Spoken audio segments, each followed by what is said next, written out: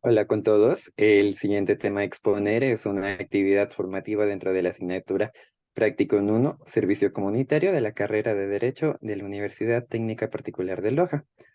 Este, el tema es estafas, fraudes y extorsión informática del proyecto de vinculación. Los integrantes son Mayerly Aponte, Antonella Illescas, Sofía Esparza, Daniela Ruiz y mi persona, Jorge Loaiza.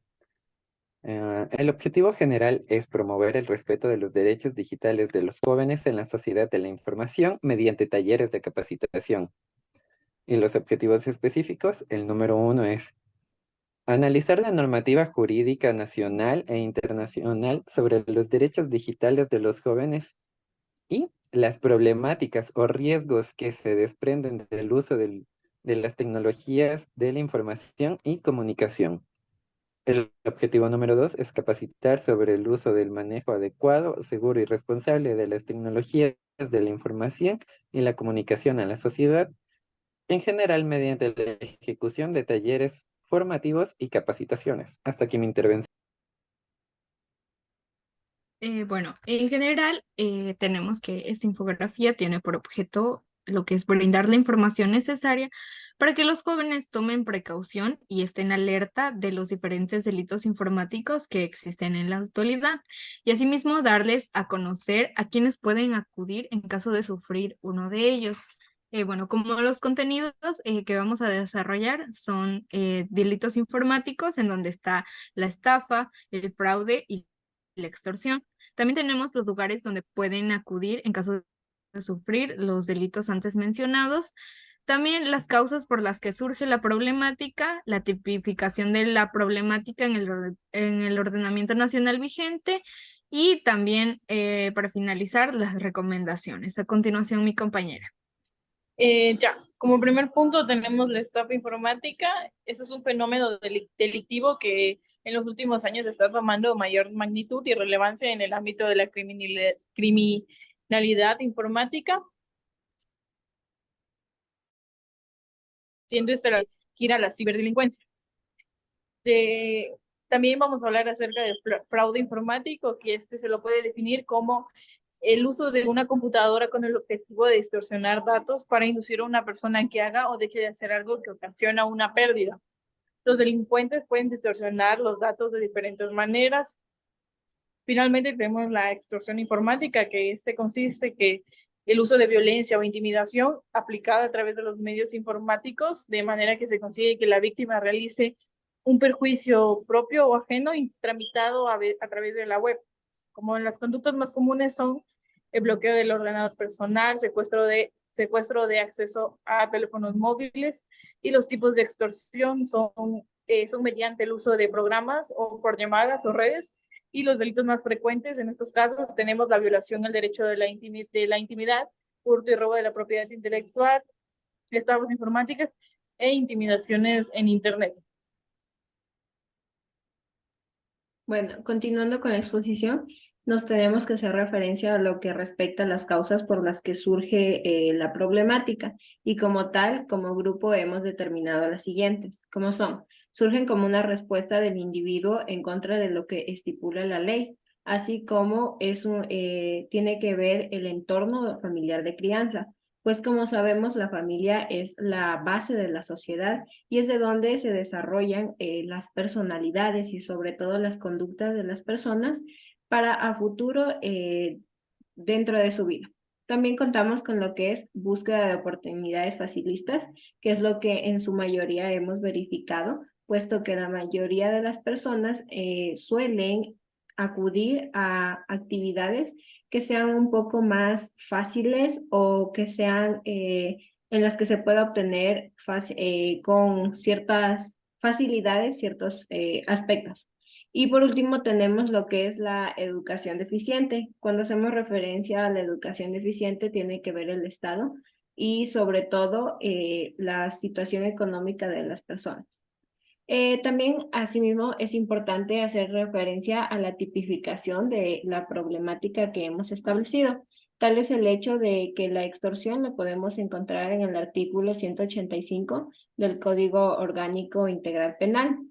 el cual estipula que la persona que con el propósito de obtener provecho personal o para un tercero exija u obligue a otro con violencia o con intimidación de cualquier forma o por cualquier medio, inclusive a través de medios digitales, electrónicos o de uso de panfletos, hojas volantes o similares, entre otros, será sancionada con una pena privativa de alrededor de 3 a 5 años y con una multa de 20 a 24 salarios básicos unificados del trabajador en general. Asimismo, en el artículo 190 nos habla sobre la apropiación fraudulenta por medios electrónicos, el cual estipula lo siguiente.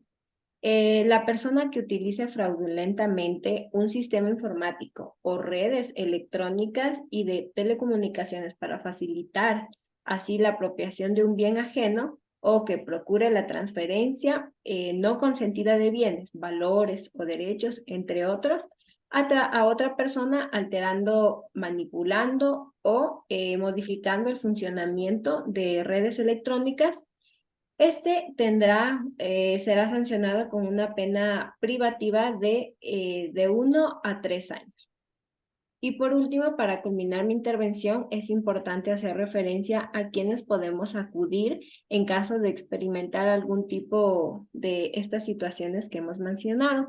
Siendo así que tenemos a los órganos como es la Fiscalía General del Estado, también la Defensoría del Pueblo, o incluso se pueden comunicar con una persona de confianza y no es necesario para realizar y no es necesario un abogado, sino que más bien puedes acudir a un familiar o un amigo o alguien de confianza para comunicarle y manifestar la problemática por la que te puedas encontrar.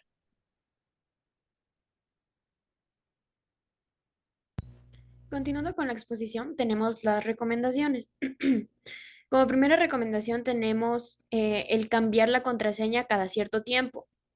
Asimismo, no dejar abierta ninguna sesión dentro del ordenador. Actualizar constantemente el antivirus. No usar atajos informáticos. Asimismo, no aceptar a personas desconocidas en redes sociales. Tener cuidado con las actividades que se publican en redes y evitar detalles sobre familia, hábitos, lugares de residencia y trabajo. También se debe recordar que los servicios de courier no permiten el pago en el lugar de destino.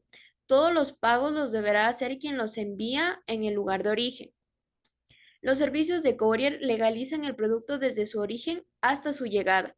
Ningún pago o trámite adicional debe ser realizado por alguien en el lugar del destino. Las cuentas, de depósito para agencias courier o aduanas nunca podrán estar a nombres de una persona natural.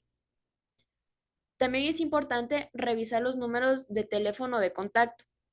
Si un familiar o un amigo se contacta vía chat, se debe hacer una videollamada para confirmar la identidad de esta persona.